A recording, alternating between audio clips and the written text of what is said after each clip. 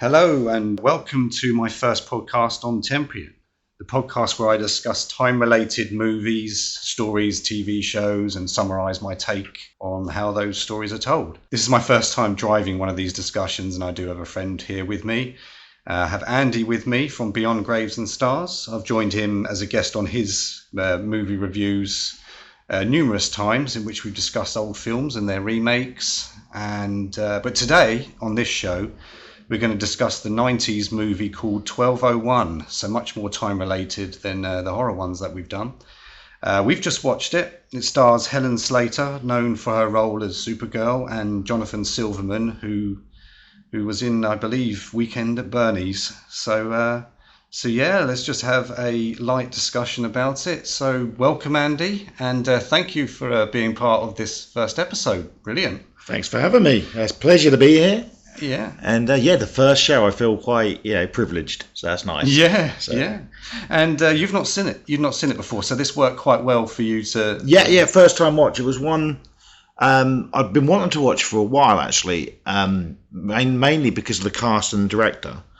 On one of my shows recently, I spoke about A Nightmare on Elm Street Part 2, which is the same director, Jack Shoulder, and he also directed a film called The Hidden, which I done an old podcast on my Vault of Cult movies, where a guest chose that for me to watch. I hadn't seen it, and I thought it was really good.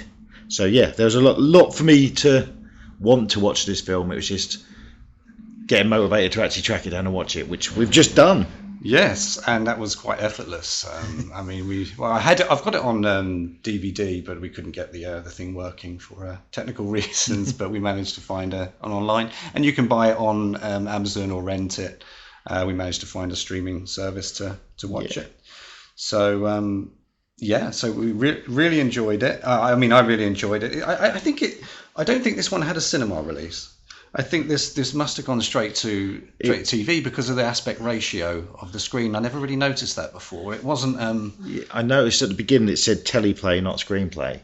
Okay. And I just had a quick look, and it was first aired on the Fox network in '93. So yeah, it was made for TV, but I think because it was such a success, it got a DVD release and stuff. And with the cast as well, it's quite an A-list cast for '93. You've got Jonathan Silverman had been in Weekend at Bernie's, and he was in the late '80s. He's in a film called Girls Just Want to Have Fun, which was quite a big film as well. And he's in things like Death Becomes Her and that sort of thing. So I think this being made for TV, but this would have been a big deal when it came out. Helen Slater still riding quite high from things like City Slickers and stuff like that. And of course Martin Landau is in it, who the next year went on to win Best Supporting Actor in Ed Wood. So it's a great cast really for almost low key sort of TV production. And you've even got an early appearance from Danny Trujo, who went on to be in The Machete. I hoped you. Well, I knew you would notice because you noticed them. But yeah, he just plays that the thug who's in jail, and you don't know his story, but he's obviously got himself into something. Basically playing himself. He in early roles he often played like a criminal type, and he doesn't do a lot, but it's kind of light relief for the film. Is just this guy who looks tough in the prison, and it's great because he looks exactly the same but less wrinkly than he does now. Yeah. So and this is a film 32 years old as well, which I think it aged pretty well. There's a few there's a bit of the plot with Helen Slater's character's got a pager, for example, things like that. Yeah. And the long cord on the phone when he's. But I like that. And other than that, it hadn't. The plot still works. It's still relevant to today. The sci-fi element doesn't seem dated. I thought it was really cool. And I'll be honest, when it started and I saw teleplay, I thought, oh no, this might be a slow TV movie. Right. But it isn't. There's and it was released in July of '93, and I did do a little bit of Googling, and obvious comparison, Groundhog Day came out in February the same year. So it did say it was based on a short story, so it wouldn't surprise me if with the success of Groundhog Day, Fox snapped up the rights to this story, which is similar to it. Yeah. Then made this quite quickly. I think so. I think that we've seen that happen many times, where in the same sort of year, the same sort of film comes out. Right? Yeah. The Core and those apocalyptic films and stuff. That tends to be the case. And I think, but I'm not saying like necessarily that they're competing. But what you said, that is, it's apparently based on a short story called 1201 by Richard Lurpoff. I haven't really heard of him, but I think I might give that a read. Yeah. But what I think is that the story, you could remake that in a modern way. Yeah, I mean, it's very boxy and officey in the way it's filmed and the nature of the time period. But you could do a modern version and just have mobile phones and smartphones. You still wouldn't. It doesn't need to be tech heavy. No. But I think you could still do it. I mean, that's why I think it's aged quite well, because there's the pager and the long call of the phone, but there's nothing that dated in it, so that you think, you wouldn't act like that now, you wouldn't do that now. No. So I think it kind of reminded me of, it could have been like says about a short story, it could have been like an Outer Limits or Twilight Zone episode or something like that. It had that feel of it. Absolutely. I've also thought, the relatively simple plot, the humour worked. Sometimes I find Jonathan Silverman quite irritating, but it kind of worked for this, because he's meant to be quite an irritating character. He annoys the people he works with. But only real fault, I will say, it takes him far too long the first time he goes back into the same day to realise that he's in the same day. It seems like he gets like halfway through the day till he finally clicks what's happening. But I suppose they do that for the comedy element of it, his reaction. Yeah, and I think I know what you mean. And he's doing everything at exactly the same time each day. And in reality, you'd probably be a couple of seconds out or whatever. But he looks at something like a potted plant which was knocked over the night before. It was all of a sudden all fixed and on the kitchen counter, and he just sort of goes, "Oh man, I must have been drunk," and he just kind of dismisses it too easily. And so I do. Yeah, I see what you mean about that. Yeah, he does carry the film quite well.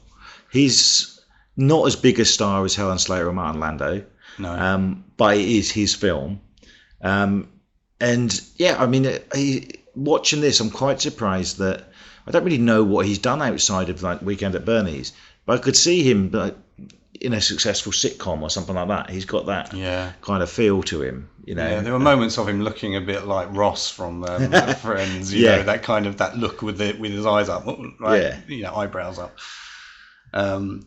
But just going back to when you said it takes him a while to realise that the day is sort of repeating. I think at the end of the day he's kind of still disorientated, but I think it's setting the scene with lots of little things happening, leading to one to the other, with the kids throwing the ball, and then the dad or whoever that sitter is having a go at him and then throwing a can. It's putting that situation of process to show this day is repeating. Yeah, and I like the little kid is really rude to him as well. That made me laugh. I forget what he said, but it's just something like "get bent" or something like that. Or up yours or something, wasn't it? Yeah. That's quite funny. And it's, as I say, it was very well paced. 90 minutes, and I didn't find it boring at all. Yeah. And I'll be honest, I like Groundhog Day. I think it's really good, but sometimes it's not a film that I'd rewatch a lot, because it's kind of, it's hard to explain, because it keeps repeating itself so much in Groundhog Day. I find it quite monotonous. Yeah. Whereas in this, it's only 3 or 4 times that he goes back, and so that when you see the same things again, you're not waiting for something different to happen. Yeah. Whereas bits in Groundhog Day, when I rewatch, first time I watched it, I loved it. Yeah. But when I rewatch it, I'm just like, just get to the point of the plot. Yeah, it's somewhere in the middle. I always remember a friend of my mum's said, it goes on a bit in the middle. It's like they could just take a few bits out when it comes to Groundhog Day. And I think with this one, because the reason the day is looping is because there's a scientific reason, whereas like Groundhog Day, you don't really know. You never find out. You never find out. And I mean, the idea is he's just doing it until he gets it right or whatever. You know, that's what they used to say in the trailer. But I like this one. I like this perspective because there is going to be a limit to how many times he's going to do it. It's not forever. And to be honest, I would have just dismissed if it was just going to be forever. Yeah. So there's like 6 or 7 days, I think, in total of him doing it. You know. Yeah. Well, it's quite clever because you think like his goal is to stop the murder, but it isn't.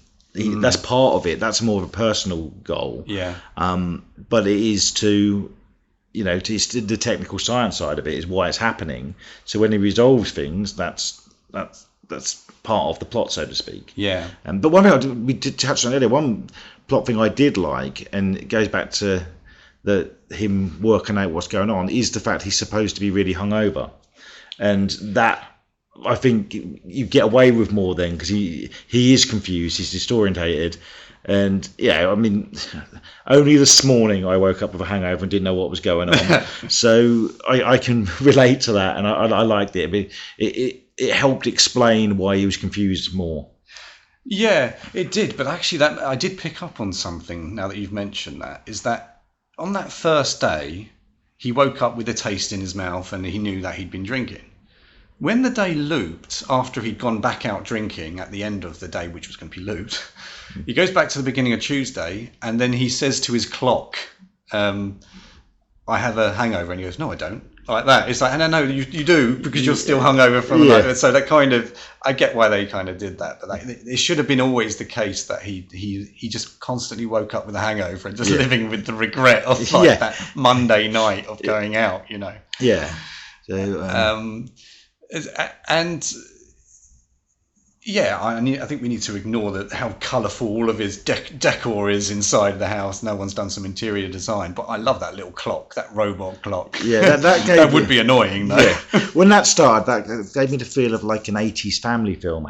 You know, like in The Goonies, one of them's all like really technical and he's got his gadgets, and in Gremlins there's the dad who's the inventor. When it started, I was like, oh, this is going to be... But that's the only real thing like that. Yeah. You know what I mean? But that did... It sort of gave it that family-friendly feel. Even I think the DVD is 15, I think, in this country. Okay. But that might be because of violence and stuff. But by today's standards, it would definitely be a 12, I reckon.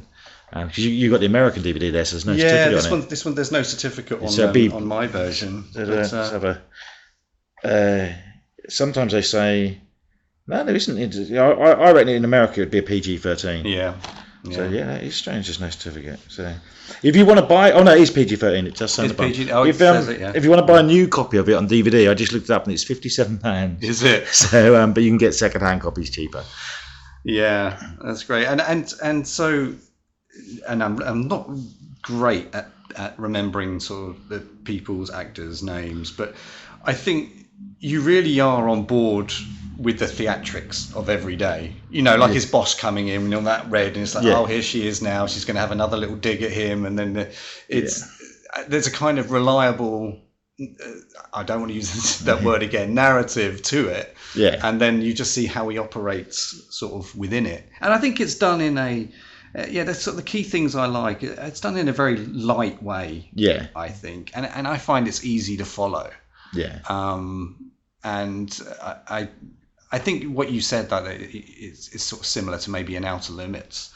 Well, that was the period of time where I used to watch Outer Limits. I loved Outer Limits, so I would have seen that about the same time. So I probably just really that was the sort of stuff that I would like to watch in that time, you know. Yeah. And who else was in it? That's Jeremy Piven. Yeah, who always plays the same character. He does. Yeah. I probably most know him from Grosse Pointe Blank. He was in that. Sin City, a small role. He's done a lot of TV as well, I think. But he's usually the sort of buddy sidekick type guy, isn't he? Yeah. And was he in Entourage, stuff like that? Was he? Yes, I think he was. Yeah. But I mean, he does it. Yeah, he was in Entourage. Yeah. I watched that. Oh, blimey, that was a long time ago now, wasn't it? Yeah. 2004 to 2011 that went. Yeah. Yeah. So, but yeah, he generally sort of plays the same sort of role, and he brings that a little bit of that comedy stuff to it as well. And I mean, it's not it's not really highly decorated when it comes to the lighting or anything like that. It's very much just kind of like just a handy cam of watching these scenarios play, the way that it's filmed. But I'm perfectly fine with it. If it were going to be a huge cinema release, I probably would have expected there'll be a bit more substance to everything. But overall, I enjoyed it now as much as I did when I was 13, 14 years old. So I mean, what I kind of want to do with these discussions, and I never really sort of know how long we might sort of have how much they might go on for, but I mean, I think we summarised it pretty well, and I just want to bring all these different sort of ideas of time travel or time related stories, and just sort of summarize them, not in a deep sort of scientific way, but just to see, it wouldn't work you need to respect the reality of the world you're creating, and I think it was Matt Groening who said that you can't then introduce something else which doesn't fit into the way it works. So with this particular type of time travel, it is a time loop. It's kind of like a causality time loop. You couldn't suddenly then him jump 3 days into the future. It just wouldn't make any sense. And sometimes when they do that with films and they introduce a whole other logic to it, it just doesn't really work. And I think this is just a nice, tidy little film. Yeah. Or movie, should we say? But and I think it's witty, not hilarious or anything like that. And there are some annoying bits and stuff. And but I overall, I think it couldn't have been any longer than it was. I think it was 90 minutes. Do you agree? It's about 90 minutes. And for me, it definitely has rewatch value. It's a good sort of.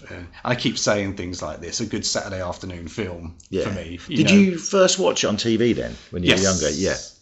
It would have been when my parents first got Sky TV, and then I think all me and my siblings, we would all find channels that are best suited for us. My brother would be watching the sport. My sister would be watching some other drama channel, but for me it was sci-fi, and my mum as well. My mum watched all of these with me as well, because I watched this again with her recently. And this sort of series that I'm doing I'm calling the Rewatch Review.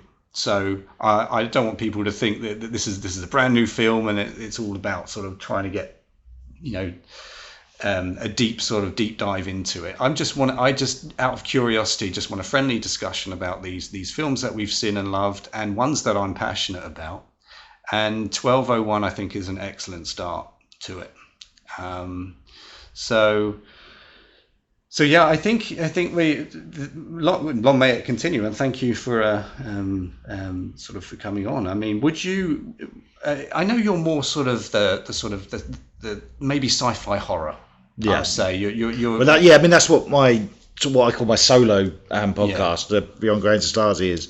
But I'm a big fan of all films. But to be fair, most of the films that you do, I could do as well because it's sci-fi. But I tend to go for more of the franchises and that sort of thing. And I think you've picked a really good film to start with here because it's one that I reckon more people have seen than you'd think because it was on TV a lot. But it might almost be a forgotten film. And I think as well that when it came out, even though I suspect it was made off the back of Groundhog Day, not a rip-off, but because of that being popular, and I reckon people might have just gone, it's the same sort of thing. But if they watch it now, you'll get more out of it because you're not comparing it to it so much. And a few years ago, there was Happy Death Day. I was about to raise that one. Which people compared a bit to Groundhog Day, but not as much as if it had been released 20 years before. And that done really well. They even got a sequel, and I think there's a third one on the way. So if you're a fan of this, I'd recommend that film to people as well. And I just quickly mention as well that there's an 80s comedy, I reckon you've seen it, called Secret of My Success with Helen Slater in. And her role in this is very similar to that. Okay. And I reckon they saw that role Yeah. and either wrote it for her like that, or if that's that sort of character, she'd be perfect. And I think she's quite good at that likeable but stern character. And she's a million miles away than her performance in Supergirl in this. Oh yeah, it's really. And I think she's a good actress and really underrated. And I mean, it is a good, as I keep saying, it's a good cast, which is a draw for people, you know. Yeah, and I've got sci-fi horror, I like that as well. But I've actually got time travel horrors on my list as well do, which maybe we can revisit and talk about at some point, because I think I've discussed them with you before, and you said no, never seen it. So that would be a great one. Can you give away what they are, or you saving that? I think I'm going to. Or do you tell me when we're not recording? Yeah. No, I'll because it would be good to watch that. But I want. I've got a mixture, but generally they're time-related ones, and they're not necessarily all sci-fi, right? That I'm going to do. Some could be horror, and some could be just kind of the more romantic side of time traveling. You know, going back and then being a tourist in the past or something. There's a number of films that are kind of like that. Midnight in Paris is a great example. That one's not a science fiction time travel. For me, that's more of a curiosity, romantic time travel. You don't really have a timeline that you're disrupting or anything like that. It doesn't come with that. But I also love the other side of it, when it really delves deep into how a timeline is affected, or whether it's even the same timeline, if there's a new timeline, if it's, it depends on the type of time travel. But yes, there is one, and I'll mention this one because this one is, I don't think it's been sort of mentioned much. And I watched it on Netflix years ago, and then I forgot the name and I couldn't find it. I eventually found it, and it's called The Abandoned. All right. Yeah. And it's I want to say it's Scandinavian, but and it's not dubbed. They're speaking in English, and that's another sort of time loop one, and that's an interesting, but that's horror. Okay, I've not heard of that one. So that's another one I'll do. But starting off this, I mean, just as a kind of 20-25 minute sort of launch of sort of getting together a strategy for these rewatch reviews in a sort of bite-sized way. 1201 is the one that I chose because I think it was just such a nice, easy one to sort of just watch and sort of come into it, and you don't really need to sort of do a deep dive into the logic behind the sort of storytelling. So going forward, it's just a case that I will have this series, the Rewatch Reviews, where I will either by myself or hopefully with guests talk about big, small films, ones that have fallen by the wayside, or ones that over the years haven't had much of a mention but are worthy of a review. And that's what I want to do with this podcast. So, but overall, I would say what sort of, now this is a good thing to do at the end of towards the end of each of these sort of discussions. Unless there's anything else you can you think of anything, nothing else that stands out? It's a simple film. It's I mean, only some of the I really enjoyed it for a start, but I mentioned the boss character seemed quite stereotypical, but it worked because of the humour of it. So it's not really a criticism, but I thought that character was a bit, phrase I often use is 2D. There wasn't much to her. But the other characters worked around that. And I thought it was interesting. And it is the sort of film that I'd gladly watched a sequel to if they'd made it. 1202. You know what? I wouldn't actually dismiss that as an idea, because a lot of these times with these films, I'm like, no, I'm glad they don't just make a sequel for the sake of it.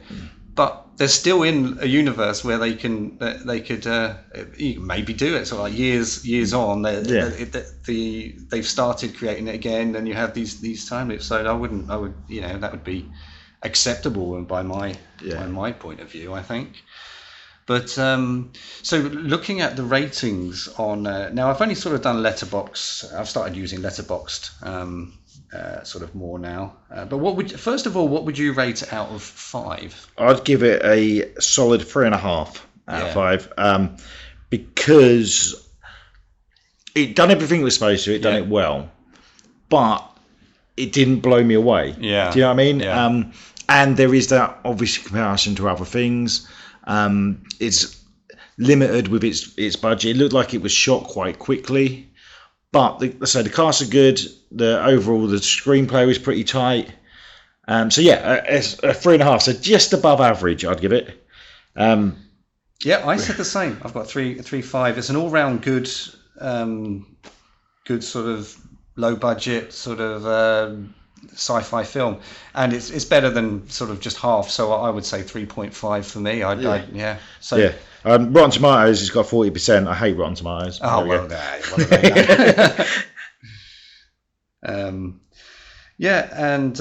and what does it say? IMDb 6.7. So you're just over half on each of those, I think. Yeah. We'll ignore Rotten Tomatoes. It's got 3.2 on Letterboxd, 6.7 on IMDb, which I'd give it a little bit higher than that. But a quality TV movie, and for something 32 years old to have not really dated is quite good as well. Yeah. There's no sort of racial stereotype characters like we discussed Short Circuit, didn't we? Yeah. And the character in that. It's and I think actually with sort of things like swearing and violence, it being made for TV at that period has actually made it more family friendly. Because back in the 90s, you didn't, there was no Game of Thrones and that sort of thing. So it was more. It reminded me of like something like Quantum Leap or Beauty and the Beast, that sort of TV show. And nice slice of 90s fun, I'd say. Yeah, absolutely. And so I would sort of wrap it up by saying this is a really great film to sort of start rewatching if you haven't seen it before. Yeah, just give it a watch, and just don't expect anything spectacular, but just acknowledge it for kind of the value of just a simple sort of time-related sci-fi low-budget film. Yeah. I say low budget. I assume it's low, but I didn't look at the. It might be quite high budget for TV standards, but for film standards, it probably most of the money probably went on the cast. Yeah. But I will say there's a scene when the Jonathan Silverman character first speaks to Helen Slater, and he's really nervous and stumbles his words and that sort of thing. I met her once, and that happens. That's all I have to say. I was very nervous and basically shook her hand, then ran away. So there we go. Starstruck, were you? Yeah. So yeah. And what I'll be doing, so this I would definitely class this as a kind of a podcast rewatch review. And I will be putting them on the Spotify, Apple Audio, and YouTube, and so you can just sort of listen to them, and that'll be fine. But I also do other things with YouTube and like the Facebook page for Temprian and Temprian Official on Instagram, where I started doing it, where I just kind of upload my thoughts, just sort of 30-second videos where I'm pondering something about the way that time travel is used, or what kind of time travel is used in a particular film.